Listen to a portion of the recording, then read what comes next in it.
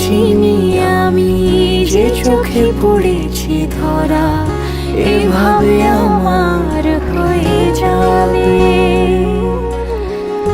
আলগোছে পায়ে পায়ে যে কবিতা হলো শুরু, এভাবে মলার খুঁজে পাবে।